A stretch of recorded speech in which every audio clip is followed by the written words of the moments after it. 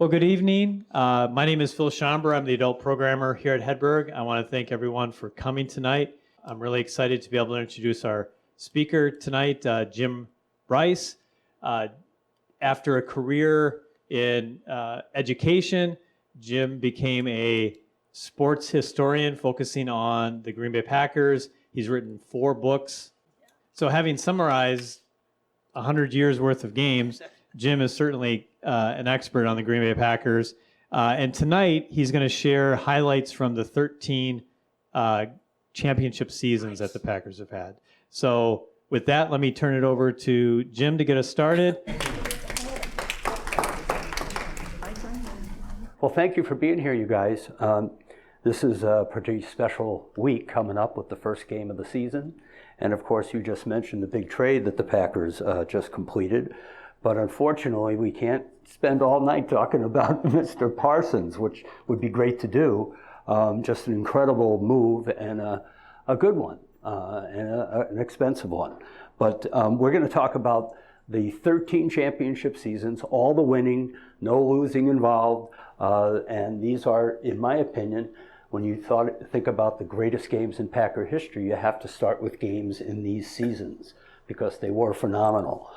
This is the book that I've written about regarding the championships, and what we're going to do today is go through all of them, and I'll try to keep it moving pretty quick.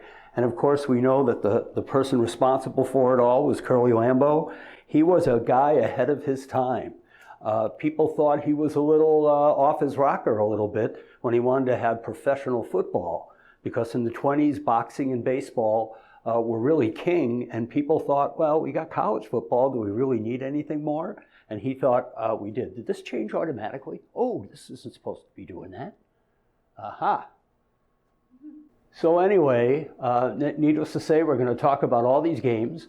And we're going to start with 1929 in just a few minutes. But if you've ever been up to Lambeau, you know about the 2 statues, Lombardi and Lambeau.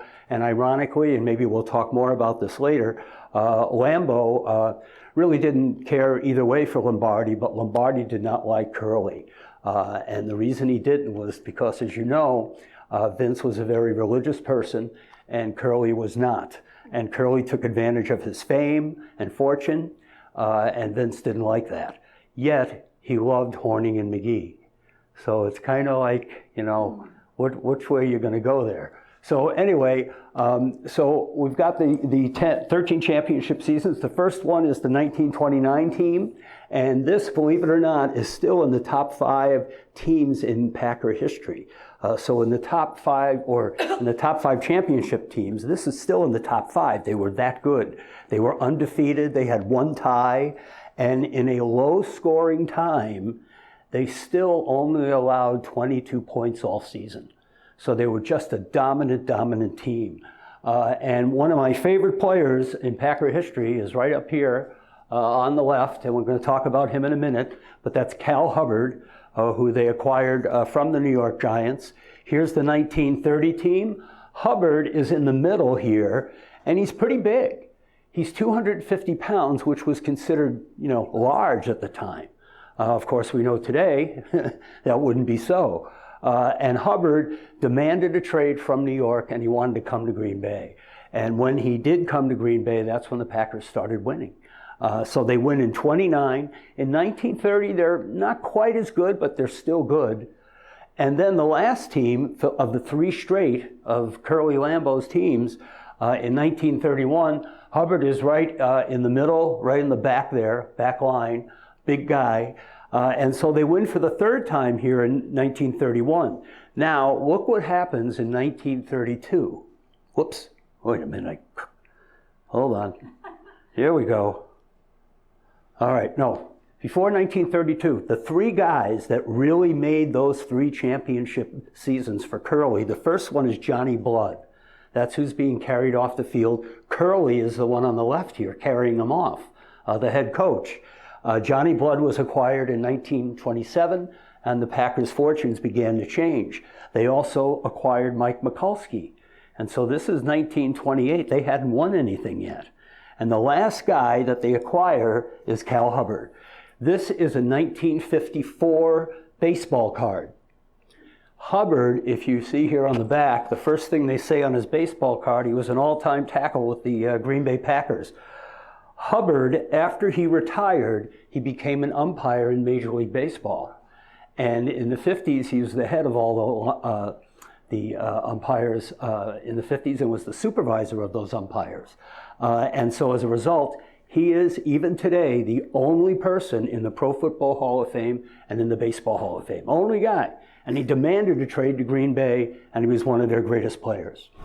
Why did he want to come to Green Bay? He didn't like New York. He was from Missouri originally. Oh, he wanted a small Yeah, town. he wanted a smaller town. So they win 3 straight, but look what happens in 1932. This should look a little strange to you. In 1932, the rules were different. If this was today, the Packers be in first place, and these 2 teams would be in second place. Back then, and up until 1970, ties weren't counted in the standings. So the 6 ties for the Bears, the 4 ties for Portsmouth, who become the Lions in 34, and 1 tie for the Packers, those games, it was like they were never played. And I'm not a math guy, but 6-1 is better than 10-3. So it was 1 division of teams, and the team with the best record won.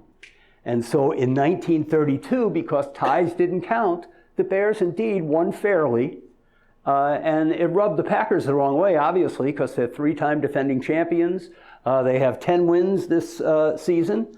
They beat the Bears easily. And 1932 kind of changed the game of football, because the next year, because they were arguing a lot about who the champion really was, next year is when the NFL championship game began, which led to the Super Bowl that we play today. So it is a very important year in Packer history, and the Packers still believe they won this championship. Great players in the 30s. Arnie Herber, the first great quarterback, the first great long passer in Packer history. The Packers, I think their greatest contribution to pro football is they brought passing into the game. Curly Lambeau went to Notre Dame and played under Newt Rockne for 1 year. And Newt Rockne, the great coach, believed the future of football was throwing the ball, not people crashing into each other for a 6-2 game or 6-3 game. And so Curly believed in that too. So they had this belief about throwing the football. And I remember, boy, when Favre was playing and Rodgers was playing, and not so much with Love, but I can remember keep saying, run the football. You know, they always pass the ball, which is wonderful, and they're very successful at it, but sometimes they go a little overboard, but that's in their DNA. That truly is part of the Packers' legacy. And of course, Clark Hinkle, the other great player in the 1930s, along with Herber, and Don Hutson, the one that we all know of, the greatest pass receiver in Packer history, retired with 99 touchdown catches, and Hutson was a game changer. He changed the game even more than the little controversy in 1932, because Hutson was very, very fast, faster than any player at the time, and he did wonderful things. In 1936, the Packers finally get into the final game of the year. Their first 3 wins in 29, 30, and 31 were 1 division, and the best percentage won. Because of that little controversy, they began splitting the teams, which created the final game, which we're still celebrating now as the Super Bowl. So in 36, they get into that final game against the Boston Redskins, who are on their way to move to Washington the next year, and the Packers beat them and kind of surprised a lot of people. Here's the program cover. It's not the actual program, but the game was played in New York because the owner of the Boston Redskins didn't like the Boston fans, so he didn't want to give them the championship game. So he said, look, I'm moving to Washington. Let's play the game in New York. We'll go down to Washington after that and go down as champions after we beat the Packers in the Polo Grounds. So that didn't happen. The Packers won. This is an old newspaper. They win 21-6. And this is just a paper I bought. Wasn't worth anything. It's all torn up, but I thought it was kind of neat to have. So they win in 36. 38, they go to the championship game, but lose to the New York Giants. The Giants and the Packers have quite a rivalry in their history. The first book I wrote was about that, and I called it Giant Cheeseheads, because a lot of great players came here from the Giants and were successful for Lombardi and all the other coaches. But in 39, the Packers lost to the Giants in 38, and in 39 they play them again for the championship. And this is kind of a real special one for the Packers. Here's Curly right here, Hudson right here, Cecil Isbell, the quarterback, Buckets Goldenberg, the great Milwaukee Packer. What happened here is they moved the game to Milwaukee because if it wasn't for Milwaukee, the Packers may not have survived. Milwaukee was really important to the stability of the Packers. So they began playing games here at Borchard Field in 1933. And then they played at State Fair Park, Marquette Stadium, County Stadium. And this team, though, when the Packers won the division, Curly Lambeau and the board decided to move the game from Green Bay to State Fair Park in Milwaukee. So the championship game in 1939 was played in Milwaukee, and it upset the Green Bay fans, obviously. But Milwaukee was important to the Packers, and they acknowledged that. Also, money was at the center of all of this, even way back then. More seats down here at State Fair Park than up at City Stadium. They doubled ticket prices from the year before, and everybody made a bundle. But the Green Bay fans were a little bit upset. The Packers win the game. They beat the Giants for their 5th championship. Now, why would I have a picture of the dreaded Bears up here? The Chicago Bears, now you have to realize that I didn't grow up here, so I didn't get involved in all of that, rivalry when I was young. But the Bears, while I don't care for them very much, the Packers wouldn't be here without the Bears. George Halas was a great supporter of the Packers. In fact, in 1956-57, he went up to Green Bay at least once to pull for the referendum to build City Stadium, because he needed a rival to keep the Chicago people excited about the game. So it worked for both franchises. And this is a great photo with the, it was back in the day, I don't know what they call this. It's not a photo, it's not a picture, but it's a drawing of a picture. That's the ivy of Wrigley Field behind there. And it's an interesting card because if you ever need something to say to a Bear fan, I'm gonna give you a real good one in just a minute. But right here is George Halas's brother in the double-breasted suit. He was kind of the business manager of the team. Right below him in the Bear jacket is little George Halas. And right next to little George Halas is the greatest quarterback in Chicago Bear history, Sid Luckman.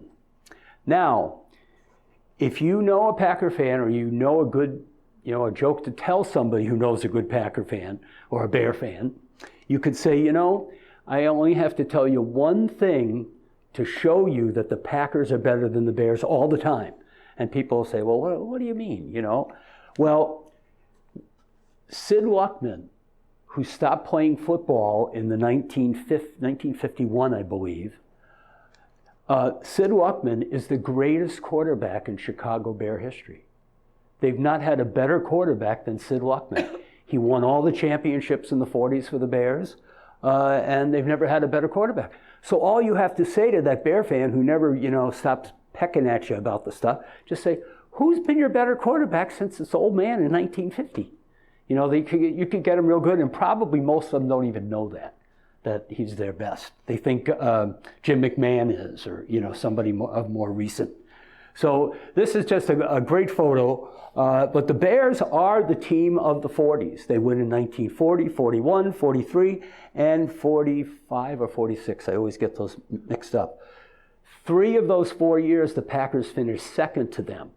So it really kind of fed the rivalry and helped make football even more popular than it had been prior to this time.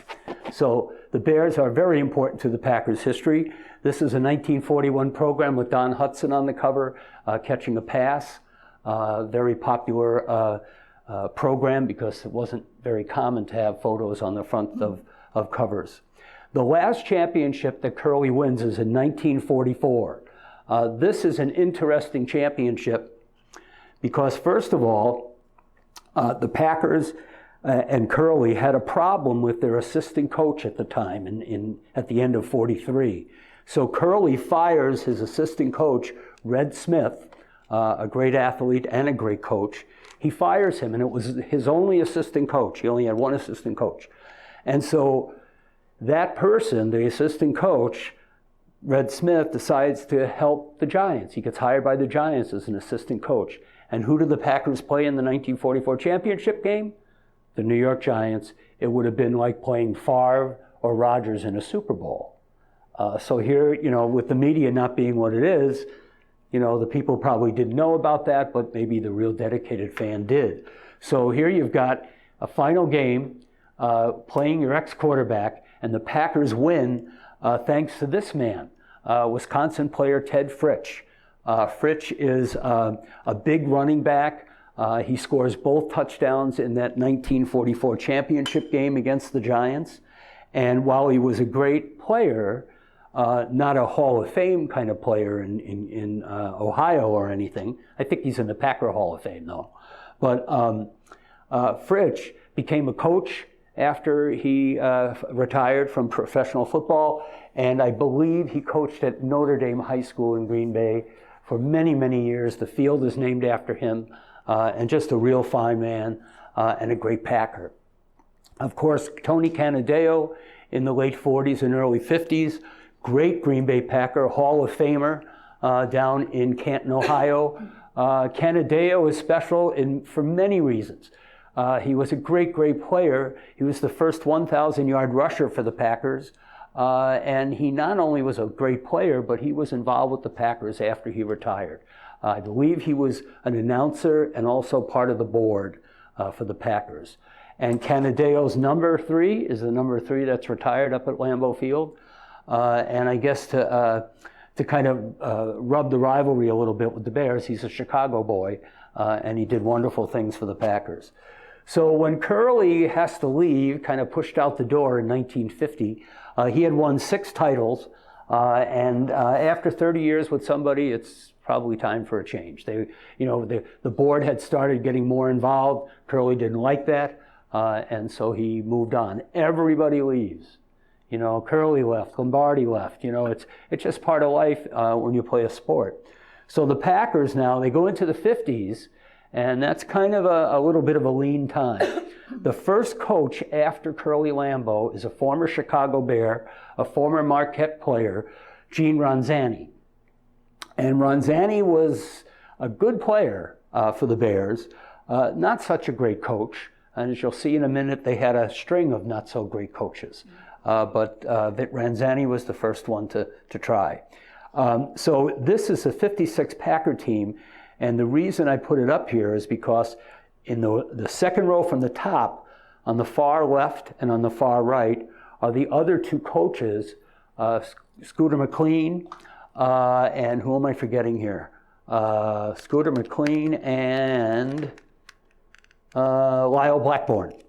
So these guys were all pretty awful, those teams, all through the 50s. But they had great players. Bobby Dillon is one of the greatest players that very few people know about. When the NFL had their anniversary in, 2020, they inducted some players that they had overlooked in the past when they voted people into the Hall of Fame. And the one player they picked from the Packers was Bobby Dillon. And the reason they picked him is because he still leads the Packers in interceptions, even to this day. And he was blind legally in one eye. Wow. I mean, I didn't make you choke over there. I didn't know that. That got you good, didn't it? So Dillon, just an incredible player. Just, to think about that the NFL looked back and said, hey, we overlooked this guy, let's put him in, was pretty special. So in 1959, finally, after all the losing, Mr. Lombardi shows up. And Lombardi was an interesting character, to say the least. The first person he meets here that he likes, and any of you that are in my age group may think the same way I did. When I first looked at that, you know who I thought that was? Jackie Gleason. Remember the old comedian? Anybody remember him? But anyway, it's Jack Vanisi, who was the person that helped Lombardi build the championships. In fact, a lot of the great players, Starr, Horning, McGee, Nitschke, they were all there losing on those teams. And in fact, 1958, they won 1 game. Now Lombardi shows up and they win 7 that first year with Lombardi, but most of the players were there and they were very comfortable losing. They got paid the same amount whether they won or lost, and losing got to be part of the culture. And Lombardi, as you know, changed that almost overnight with his very brash New York kind of personality. There's a little memorial across from Lambeau Field today for the Vanisi family. Jack Vanisi's brother built the 1985 Chicago Bears, who are quite an amazing team. This is the 1961 Packer team, the Topps trading card. What's that? That is so cool. Yeah. Well, wait do you see what happens here. This is kind of neat. Just keep an eye on things, and I'll tell you about it once we get through a few cards. So this is the 61 team. This is the team that made me cry in 1961 in New York when they beat the Giants 37-0. I cried my eyes out in front of the TV. There you've got 4 Hall of Famers. This photo was taken in the old county stadium, Milwaukee County Stadium locker room. You've got Taylor on the left, Lombardi, then Horning with the cigarette in his hand, and Bart Starr, of course. Just a fantastic photo, and the fact that it was in Milwaukee is kind of special. So 61, they're really good. They beat the Giants in the championship game 37-0, but in 62, they're even better. Many people consider this the greatest team in Packer history, the 1962 team. Now, if you look at this card, and let me see if I have the next one right away. No, I don't have it right away. And you look at that card, it's the same card. Pick a number. Pick any number. And I'm going to go back now.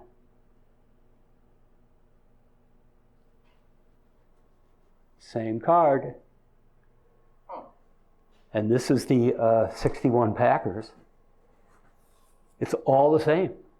Can't you see Lombardi telling the photographer, get the hell out of here? Can't you just see him? He didn't believe in individual, what would you call it? Individual. Yes. It's a team game. Yeah, he was a team guy, exactly. No uniforms, though. Well, you know what? Here's another thing about this. This is the 1958 Packers on the 61, 62, and 63 card. The reason I know that is because they wore blue and gold in 1958, which way Curly honored Notre Dame that way. But right here, smack in the middle, is Billy Houghton. Billy Houghton never played for Vince Lombardi. He was traded as soon as Lombardi came to Green Bay, partially because he was involved in setting up the Players Union. So Lombardi didn't want anything to do with the Players Union, and he was gone. So this is the 58 Packers. They used the card again, the next year, and they changed the color. And then, and as a kid, I remember having this, and I didn't think it was any big deal. And then the next year in 63, they make it even smaller to kind of try to fool you again.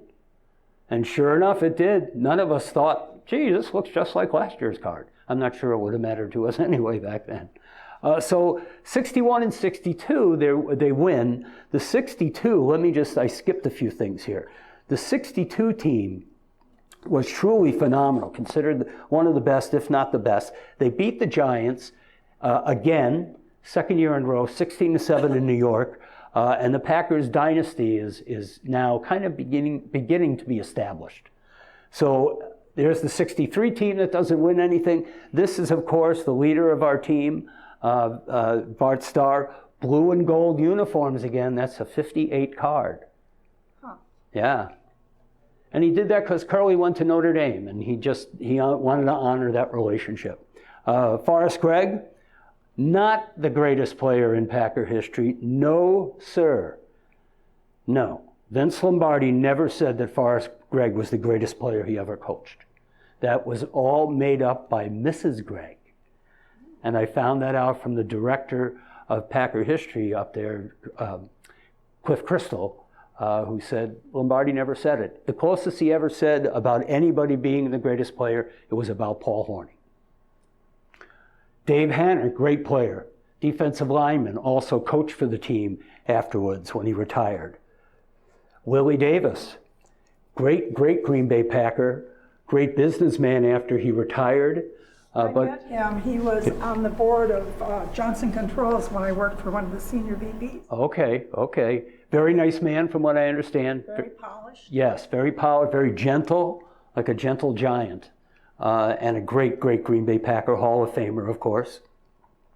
Henry Jordan, another great Hall of Famer on those early 60s teams, and even into the late 60s. Jordan was a great defensive tackle, but you also should know, if you don't, that he was one of the first early directors of Summerfest down on the lakefront in Milwaukee. He was a very community-minded man, another big defensive guy who died early in life. He had a massive heart attack. Willie Wood, great Hall of Famer, probably one of the best stories you may not know, but Willie Wood was a black quarterback in 1960. I remember as a young man, and I'm 72, that it was common, not knowledge, but an understanding that quarterback was a little too difficult for black people. That's what the story was. Said in a respectful way, but they would say that, oh no, we don't have any black people that are smart enough that are black to play quarterback until, what's his name, the guy from Tampa. What's his name? Doug Williams? Yes. So, and that was in when? Late 80s? Late 70s? He was Redskins quarterback when they beat the Broncos in Super Bowl, like in the 80s. Okay. Yeah, late 70s, yeah. He played in a god-awful creamsicle uniform. Yeah, the orange and white. The Brutus Buck with that pirate on the side. Yeah. So this story here, Willie Wood, is something else. So he graduates as a black quarterback. Nobody drafts him. Even though he's good, he wasn't great, but nobody drafts him. So he writes letters to the teams. He wrote to the Packers, the Browns, the Rams, and one other team. I forget the other team's name, which one it was. And he says, I'm a great player, but nobody's drafted me. Could I have a tryout? And everybody said no, except Lombardi. The reason Lombardi said yes is because as a dark-skinned Italian man, he always felt that he was a victim of prejudice. And I remember as a kid, Italians were down here. When I was in New York, man, they were like considered the bottom, close to the very bottom. And it was really sad. Excuse me. And so anyway, to get back to this here, so he gets the tryout with the Packers. And Lombardi said, the Packers were the only team to respond to his letter. He gets a tryout, and Lombardi says, you're a good athlete, but, I got this quarterback, Bart Starr. I can't, let him go and put you in there. So he brings Emlyn Tunnell, who had already been on the team from the Giants, who was a defensive back, who taught Willie Wood how to play in the defensive backfield, Hall of Fame player. Just a real good story about equal opportunity. And Lombardi was direct and upfront about the racial issue. He never let it be a problem. He felt that if you didn't treat each other fairly, you were gone. And he was just a true believer in equality for everyone and opportunity as well. And so that's just one example of what he did for some people of the black race. So in 62 and 63, they don't win in 63 and 64. And of course, Gray Nitschke, this is his rookie card, 1963 card, and he had been in the league quite a number of years. I want to say he was drafted in probably 58. Yeah, so he didn't settle down and become a great player right away. Took him a few years. They say once he met Lombardi and once he got married, he straightened out his life. But he was a party boy all prior to that. Sport Magazine, What the Packers Think of Paul Hornung in the upper right-hand corner. That's Paul Hornung's picture. He got caught gambling, you may remember, along with Alex Karras, the big defensive tackle for the Detroit Lions, and they were they kicked out of the league for 1 year. So in 63 and 64, the Packers don't win. This is one of the rare older cards that you see Lombardi's picture in. That's my phone. We'll just let it go. Is that okay? I'll just let it go. If I take it out, I'll end up answering it. So Lombardi, you know, he never wanted to be on the card, never liked the publicity. But here, when they finally put him on the card, he looks like a little accountant, which is what he was, but hardly a picture that represented everything that he did. So Lombardi gets on the card. Now, there are a lot of cards nowadays that there's a lot of Vince Lombardi commemorative cards, but not back from the 60s. This is the 65 championship. They beat the Cleveland Browns in the last NFL title game before the Super Bowls begin. You can see in the back right-hand corner, there's Horning and McGee ready to jump off the stands and head to the first bar. And this is a wonderful team. A lot of people forget this team is the first of the 3 championships Lombardi won. But a lot of people forget 65 because it's not a Super Bowl. The Super Bowl started the next year in 66. Was that the year when Starr got hurt? And I forgot who quarterback, but they had the plays he had written on his wrist cement? Well, it was Bradkowski as the backup quarterback. Mm-hmm. I'm not sure what year it was. I think it was later in maybe 67. Okay. That's just 67 comes to my mind for that.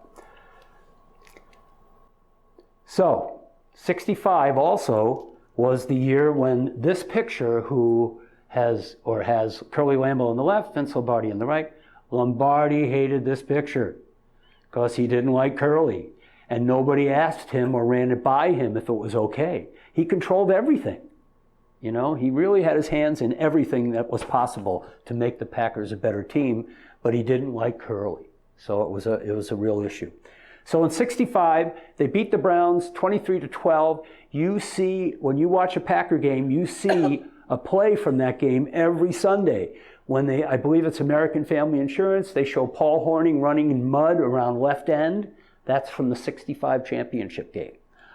Great game. The Packers really dominated. Cleveland was the defending champion, and the Packers took care of business pretty easily. A lot of snow that morning, which created crazy conditions. And as you can see, that's Jimmy Taylor with all the mud from the snow, and quite a game, really. And the people forget because the Super Bowl is the next year, so they forget about this one. There's the 65 team picture. There's Horning and McGee in the back there again. 66 team, this is a special group. It's not the same card at all as the other ones, but it's a special group because they have to play the Dallas Cowboys in the Ice Bowl to get to the first Super Bowl. Jimmy Taylor, before the season got going, he was on the cover of what I guess developed into be the Street and Smith magazine, just a preseason preview of how the teams would be. And here is the first Super Bowl, and the Packers win. They play the Kansas City Chiefs. Max McGee, you know the story, right? He didn't follow curfew that day. He was hungover. That's right. Him and Paul Horning went out, as usual, before the first Super Bowl ever. And they go out, and of course, they stay out beyond curfew. And McGee doesn't expect to play. He's going to retire soon. He doesn't expect to play. Boyd Dowler gets hurt on the first play, and in goes Max McGee. He can't find his helmet. He's hungover. He's at the end of the bench. And, you know, it was a little bit of chaos there for a couple of minutes. But he goes in the game, catches the first touchdown pass in Super Bowl history. That's what this is. And he looks a little winded, doesn't he, kind of coming into the end zone? So the Packers win this game, and they beat the Kansas City Chiefs in the first ever Super Bowl. There's another touchdown pass that he caught later in the game. And look at the empty seats. I remember when the first Super Bowl happened that people weren't sure if it would happen every year. They were thinking, you know, maybe this is a special thing between these two leagues to have their champions play each other. But fortunately, they consolidated because the salaries were skyrocketing with two leagues competing for the players. So McGee scores another touchdown, and the Packers win that first Super Bowl. Uh-oh. There we go. And they're the 1967 Super Bowl champs, but remember, this is at the end of the 66 season, okay? So they win in 65, and they win in 66, and now they're getting older, but they're still good. This is the 67 team card. They're still very good, but People are beginning to doubt if they would, be able to do it. Bart Starr on the cover of the preseason magazine. This is probably my most favorite collectible. That's Sporting News when actually Starr and Lombardi talk about the play right before the Ice Bowl. What are we going to do? They could have kicked a field goal and tied and sent it to overtime, but with it being 46 degrees below zero with the wind chill, nobody really thought that was going to work. So anyway, they discussed the play, and this is when Vince Lombardi allegedly said, okay, let's run it and get the hell out of here, because it was pretty cold. And this is my favorite thing to talk about, almost. I think it probably is my favorite. I'm from New York, but not Jerry Kramer, Kenny Bowman does not get the credit he deserves for this block. Jerry Kramer gets all the credit. The reason that is there was kind of two generations of the Packers. You had the original Packers like Starr, Gregg, Horning, McGee, all these, 1940s, 50s guys. Then the younger Packers come in. Kenny Bowman, I think I have a card here to show you what he looked like. But Kenny Bowman is the center right here. Before the play, Jethro Pugh is the defensive lineman for the Dallas Cowboys that Kramer and Bowman have to block. Bowman hits him high. This is Jerry Kramer's butt right here. And there's Jerry Kramer right here. They both were part of that block. Now, Kramer gets most of the credit because he was the veteran player and a little bit of the traditional Packers. They didn't like those guys with the long hair making all the money when they first came into the game. So here is Bowman actually looking at Jethro Pugh right there. It's really sad because Bowman went to Madison. He's a Badger. And you never hear about him. Now, I'm sure he doesn't mind. He's an attorney in Arizona. I think he's still alive, but I'm not sure. But just really too bad for him. It really was. But a great player on the Packers and a great team.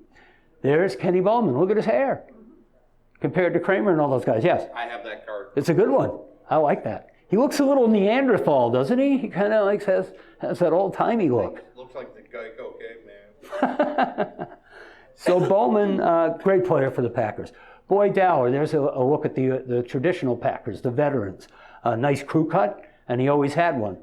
Also, we have the Gold Dust twins.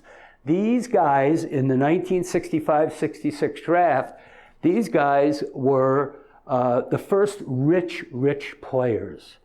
This is when the younger players who were rookies started making more than the veteran players. And that really ticked off the veteran players, another generational split.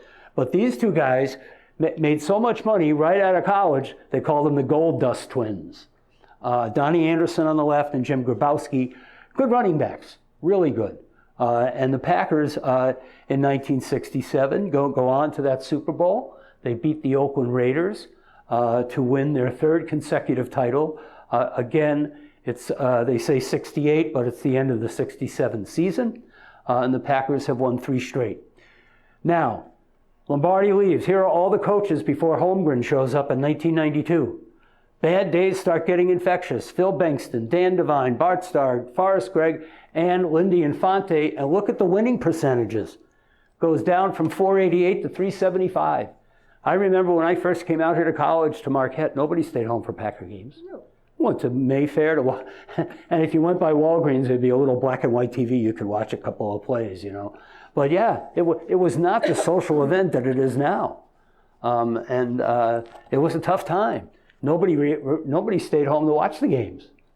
But of course, Bob Harlan, being a Marquette guy, he's a Marquette guy. I feel very strongly about him. He saved the franchise. He began to put football people in charge of the team, not well-meaning smart businessmen.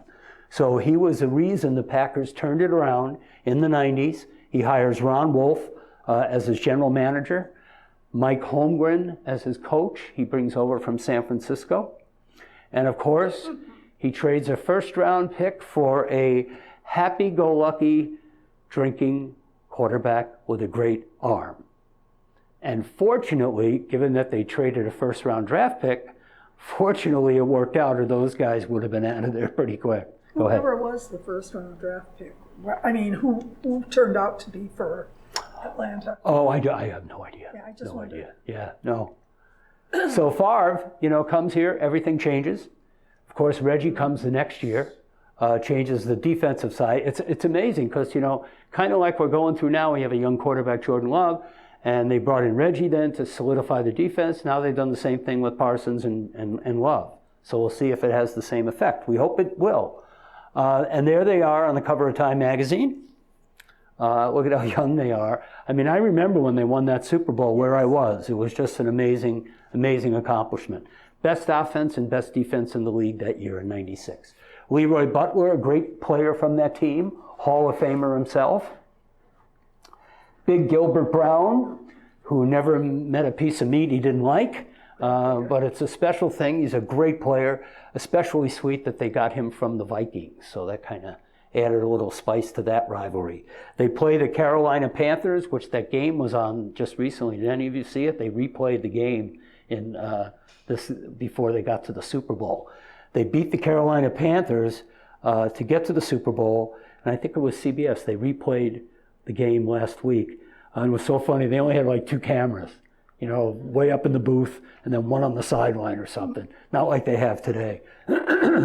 So they beat Carolina. They get to the Super Bowl right down in Favre's backyard in New Orleans, and they get down there and they take care of our friends, the New England Patriots, coached by Bill Parcells. Favre this was the first touchdown pass early in the game, took off his helmet, ran down the field. You weren't supposed to take off your helmet, but they didn't do anything about it, I don't believe. Reggie had 3 sacks in the second half. That's Drew Bledsoe of the Patriots that he put down. And the final score of 35-21. Mark Chimera right in the middle there with his right arm up in the air. Brett is on the platform over on the right. And the Packers, for the first time in 28, 29 years, they win the championship. Desmond Howard is the MVP. Had over 200 yards in return yardage in the game with the punts and the kickoffs. Great day in Green Bay. The Packers come back. They have a ticker tape parade. It's a cold, cold day. And from my understanding, a lot of the players were saying, as they were getting from Austin Straubel Field to the stadium, a lot of the players were saying it was so cold they weren't getting out of the bus. It was just too damn cold. They weren't getting out of the bus. And now this next picture is not the picture of the stadium that day, but when they pulled in and they saw the full crowd, they got out of the bus, and it was a great celebration. Team picture, all the guys in the white, assistant coaches. Remember Curly had one way back when. So this is the 1996 team. Just an incredible ball club, and finally brought back the greatness of the Packers. And so this is Aaron Rodgers' team. Several years later in 2010, a lot of coaches. This team surprised a lot of us.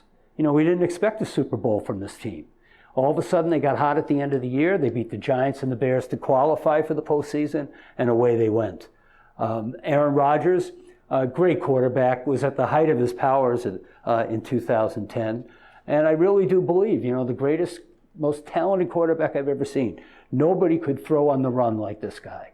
It was just an amazing player, but such a jerk. I have to say, he was really something. Tough to deal with. Then, of course, the great Donald Driver. He won the dancing crown, remember? And then he came back for his final year with the Packers, leading Packer receiver all time. Along with Bart Starr and Charles Woodson, Donald Driver is probably a better human being than he is a football player. I mean, a great man, and as well as those other guys, too.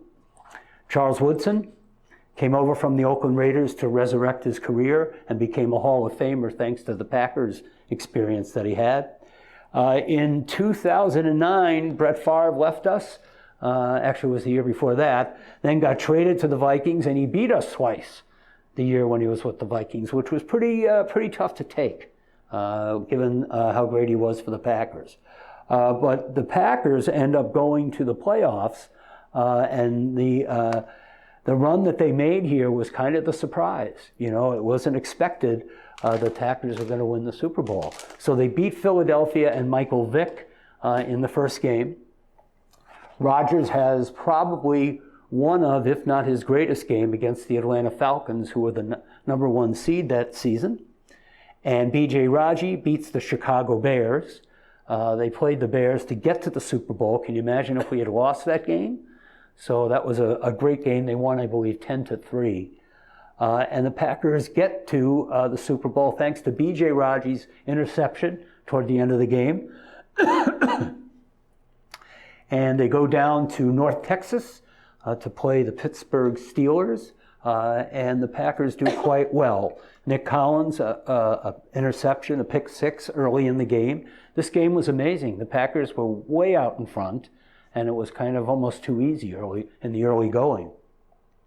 They do win the game. Rodgers and Nelson have a great game. So did Greg Jennings. And the Packers, you know, they dominated for most of the game, and it was kind of interesting.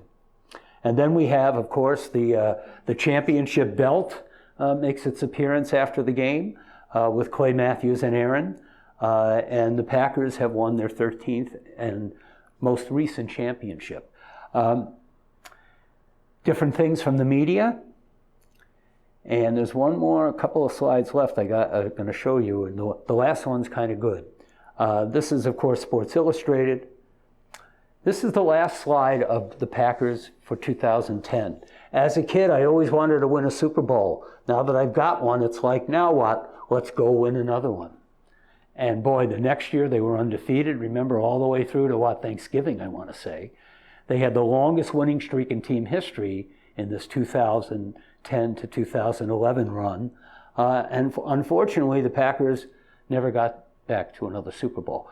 But, you know, I got to tell you, being from New York, Packer fans, now this is not good news, Packer fans are getting like New York Yankee fans. If they don't win, people think it's an awful season. And, you know, only one team wins. You know, you can't be like that. And that's how Yankee fans are. They, you know, if they miss it by this much, it's still a terrible season. And so I feel that a little bit with the Packers, with some folks. And, you know, everybody has the right to say what they want, but it's unfortunate because only one team can win. Last card to show you is I bought this in 2006. It was before Rodgers ever played a snap, and they put him on this card. Now, when I bought it, I thought, well, gee, maybe, you know, this will be worth something someday. Well, they've issued 2 other versions of this. One has autographs of them where the G is. Another one has the fabric cards where part of the uniform is on there. So mine isn't really worth that much. But I thought it was just incredibly bold of the company to put Rodgers on that card in 2006. He didn't play for 2 more years. So it's just really a special card for me. So that's it. Those are your 13 championship seasons. But thank you for coming here tonight. I appreciate it.